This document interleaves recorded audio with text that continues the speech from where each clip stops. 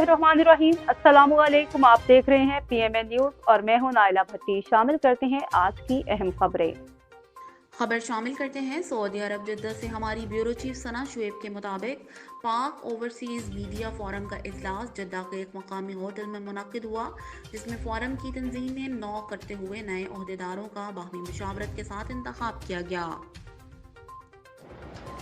पाक overseas media forum का इजलास जद्दा के एक मुकामी होटल में मुनक्किद हुआ, जिसमें फोरम की तंजीमें नौ करते हुए नए अहदेदारों का बाहमी मुशावरत के साथ इंतखाब किया गया, जिसमें चौधरी मोहम्मद रियाज घुमन, चेयरमैन मुसरत खलील साहब, सरपरस्त आला शुएब अल्ताफ राजा, सदर फोरम अहमद फवाद स्वाति, सीनियर नायब सदर और फाइनेंस सेक्रेटरी सना शुएब, जनरल सेक्रेटरी साजिद यामीन, डिप्टी जनरल सेक्रेटरी मियां मोहिउद्दीन, सेक्रेटरी नशर इशात काशिफ महर, नायब सदर उमर फारूक, नायब सदर नादिया उस्मान, नायब सदर शबाब भुट्टा, नायब सदर मिर्ज़ा मुदस्सिर, चीफ कोऑर्डिनेटर अमीन फैज, सोशल मीडिया कोऑर्डिनेटर।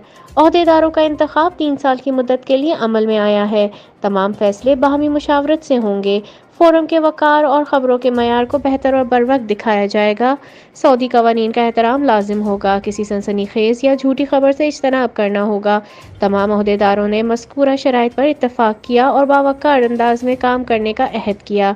मियां मोहिउद्दीन के वालिद साहब की मुकम्मल सेहतयाबी के लिए दुआ कराई गई। साजिद यामीन की तरफ से पुरतकल्लुफ़ डिनर का एहतमाम किया गया।